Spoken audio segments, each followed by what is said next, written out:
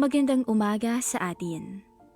Ating tunghayan ang kwento ni Marian kung saan ibinahagi niya ang di malilimutang karanasan nang makilala niya ang isang janitor sa kanilang opisina. Magandang babae si Marian. Sa edad na 35 years old, marami pa ring mga lalaki ang napapalingon sa kanya kahit alam na siya'y hindi na dalaga. Matagal na rin kasali si Marian, ngunit maaga rin siyang nabiyuda sa kanyang mister. Kinasal si Marian kay Anton noong taong 1995. 25 years old si Marian noon at si Anton naman ay 29. Masayang-masaya silang dalawa pagkatapos ng kasal, kung saan naganap ang pinakahihintay nilang honeymoon. Pinamalas ni Anton ang husay nito sa kama sa bagong misis para lang mapasaya ito ng labis. Hindi miminsang halos madinig sila sa kapitbahay habang idinidiwang ang kanilang bagong pagsasama sa kwarto nilang mag-asawa. Isa ring dahilan ay gusto na nilang magka-baby agad, kaya't hindi na sila nag-family planning ni Anton. Hinalika ni Marian sa labi ang mister at niyakap habang nagpapahupa ng hingal sa kanilang higaan. Gumanti ng yakap si Anton at pagkatapos ay bumulong sa asawa. Sana'y makabuo na tayo. Parang eko na paulit-ulit na naririnig ni Marian ang katagang yun. Pagkatapos lang ng isang linggo ay binawian ng buhay si Anton nung ito ay nahagip ng rumaragasang truck habang papauwi isang gabi. Halos mamatay na rin si Maria nung malaman ang nangyari sa asawa. Hindi man lamang sila inabot ng isang taon. Dumaan ang mga araw. Pagkatapos ng libing, inakala ni Maria na buntis na siya. Ngunit dumating ang buwan ng dalaw niya pagkatapos ng 2 linggong delay. Parang namatayan ulit si Marian na umaasang magbubunga ang pagmamahalan nila ng namatay na asawa. Dumaan ang mga araw, buwan at taon. Ngayon nga'y 35 years old na si Marian na hindi na nagawang mag-asawang muli kahit mayroong nagtatangkang ligawan siya. Para sa kanya, si Anton ang una't huling lalaking mamahalin niya. Ngunit alam din ni Marian na hindi na siya bumabata pa. Delikado na sa panganganak ang edad niya. Kung gusto niyang magka-baby pa, ngayon na ang tamang panahon. Madalas na rin siyang mangulila at hanapin ang halik at haplos ng isang lalaki. 10 taon na rin siyang nagtitiis sa pagiging byuda. Madalas, nararamdaman ni Marian na nangangalabit ang pangangailangan niya bilang babae kahit nakaupo lang siya at nagtatrabaho. Nagsisimula na rin siyang magkaroon ng interes sa binatang janitor nila sa opisina na si Ramon na 7 taon ng bata sa kanya. Pareho silang madalas magkasalubong sa office, kaya madalas niyang mapagmasdan to at makausap ng kung ano-ano.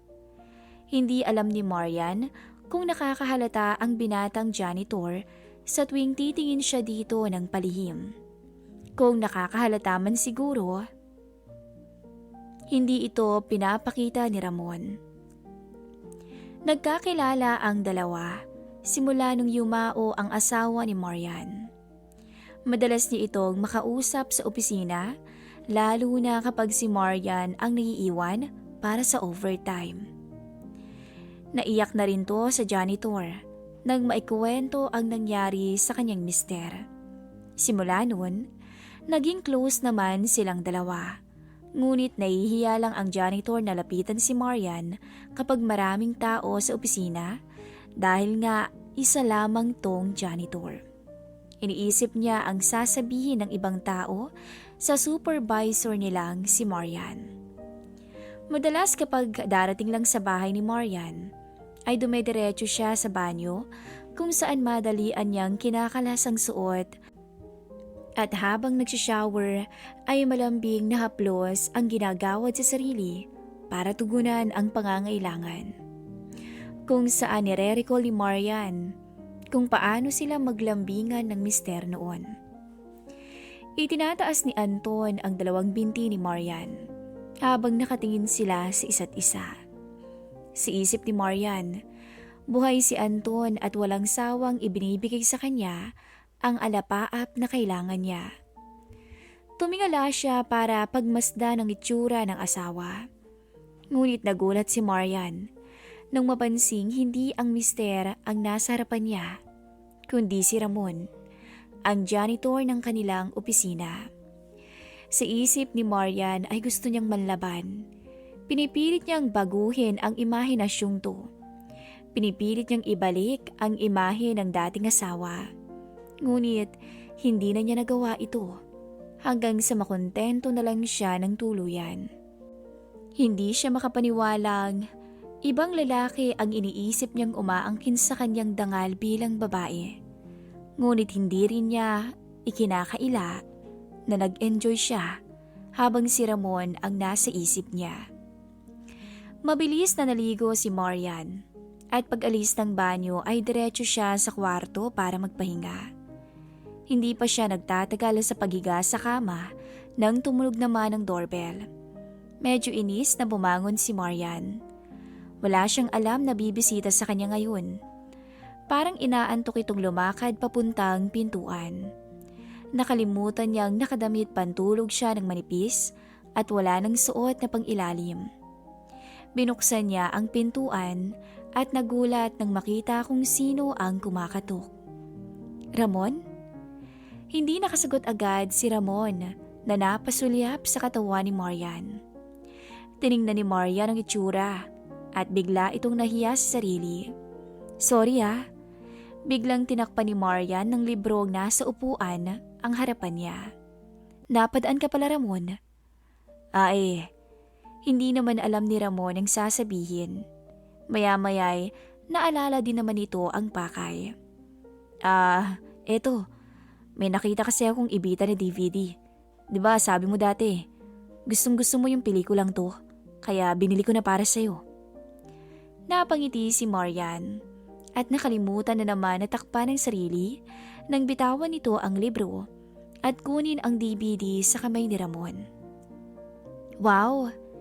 Thank you, Ramon sabi ni Marian. Naku, mahal pa yata to.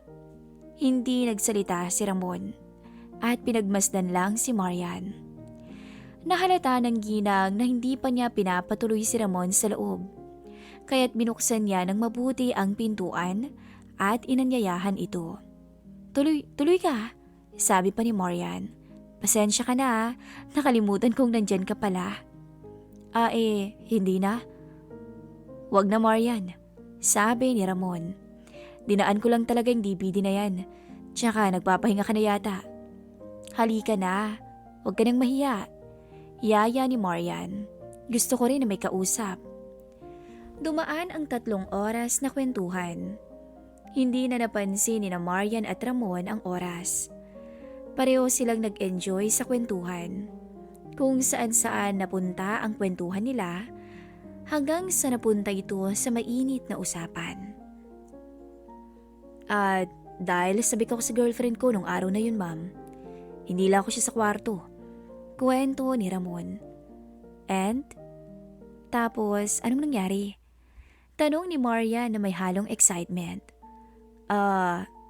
Yun na nga ang nangyari, ma'am. Napakunot noo si Marian. Anong yun na nga? Ikwento mo kaya? Natawa si Ramon. Kailangan ko pa po bang ikwento yun? Hindi ba obvious na kung ano naman nangyari sa amin? Ang corny mo, Ramon. Biro ni Marian. Ano? Nahihiya ka pa ba sa akin yan? Napakamot ng ulo si Ramon. Tiningnan si Marian, tapos ay natawa ulit. Sorry medyo naiilang po kasi ako pag nagkukwento tungkol sa bagay na yun.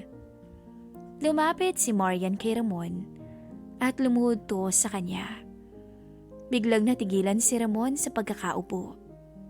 Lalo na nung mapansin ni Ramon ang mga haplos ni Marian na dumapo sa dalawang hita niya. Well, kung nahihiya ka, let's do it the other way. Tell me kung ano ang ginagawa ng girlfriend mo sa'yo. Hindi agad nakapagsalita si Ramon. Nakatingin lang to kay Marian. Ang mga matang mapang-akit ng ginang at ang manipis na pantulog nito. Hanggang sa tuluyang ibaba ni Marian ang zipper ng pantalon nito. Nagulat at napakagatlabi na lang si Marian sa hindi inaasahang natuklasan. Ayaw man niyang aminin. Nahigitan yata ng binatang janitor ang yumaong asawa niya.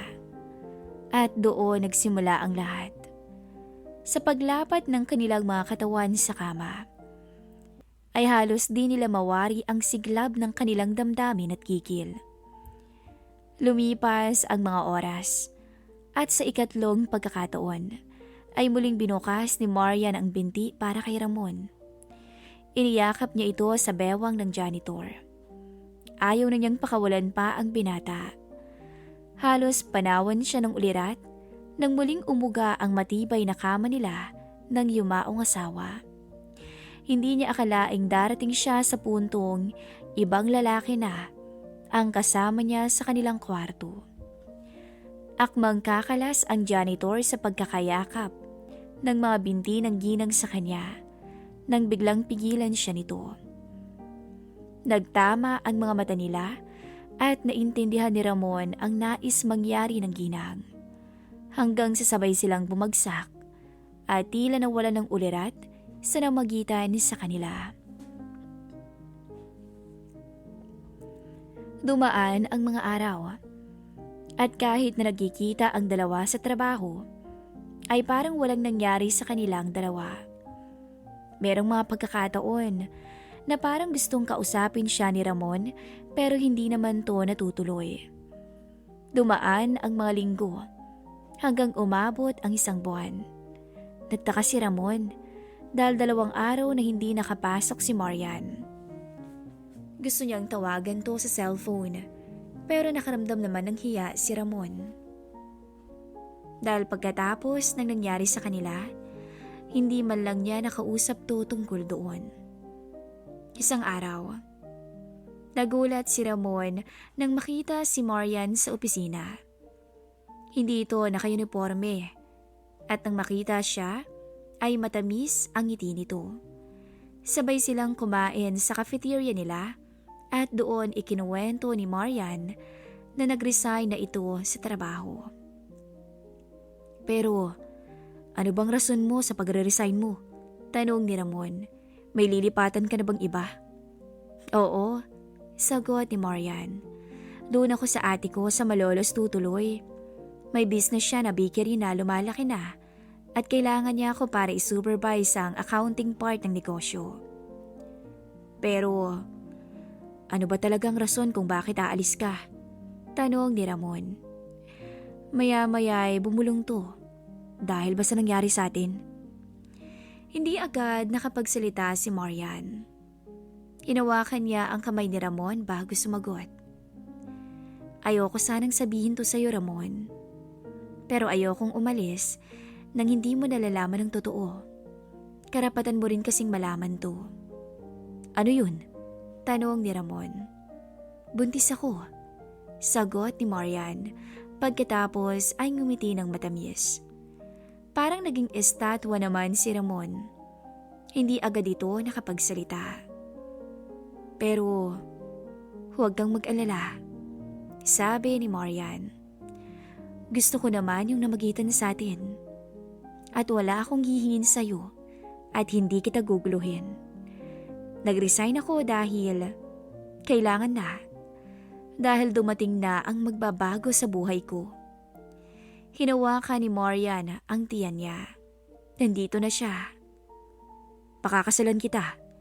Biglang sagot ni Ramon. Pananagutan ko ang nangyari. Hindi mo ba ako narinig, Ramon? Tanong ni Marian. Gustong gusto ko ang nangyari. Hindi mo kailangang gawin to. Gusto ko rin naman ang nangyari. Sagot ni Ramon. Okay. Biglaan ang nangyari at pareho lang tayong nadala siguro. Pero alam ko kung anong ginagawa ko at kailangang pakasalan kita.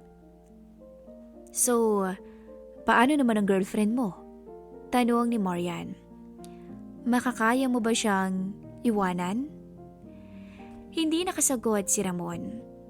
Ngumiti si Marian at tinawakan ulit ang kamay ng binata. Mahal mo siya. Alam ko yan. Kung magpapakasal man tayo, hindi mo siya malilimutan at baka hanap-hanapin mo siya. Baka maging failure tayong dalawa. Alam ko na hindi mo ako mahal, Ramon. Patuloy ni Marian. Ako, mahal na mahal ko pa rin ang yumaong asawa ko. Hindi lumilipas ang isang araw na hindi ko siya naaalala. At alam ko na ganun ka rin sa girlfriend mo. Alam mo, Ramon, masakit na mawalay sa mahal mo. Kaya ayokong mangyari yun sa'yo. So, paano naman tayo? Tanong ni Ramon. Live your life. And I live mine. Sagot ni Marian. Isa na lang siguro ang hihingin ko sa'yo. Huwag mo na akong isipin. Aalagaan ko naman ang anak natin eh. Huwag kang mag-alala. Balang araw, makikilala mo rin siya. Pero hindi pa sa ngayon. Tumayo si Marian at hinalakan si Ramon sa noo. Goodbye. Bigla siyang hinawakan sa braso ni Ramon. Ipangako mo na balang araw, ipapakilala mo ko sa anak natin. Tumango si Marian at sumagot. Pangako, makaasa ka. Lumabas ng building si Marian na masigla at masaya. Haharapin niya ang panibagong future ng may pag-asa. Hindi man siya nabigyan ng anak ng asawa, nabigyan naman siya ni Ramon. Tumingin si Marian sa dating opisina one last time. Pagkatapos ay lumakad na siya patungo sa bagong buhay. Hanggang dito lang po ang binahagi sa ating istorya ni Marian. At sana'y nag-enjoy kayo.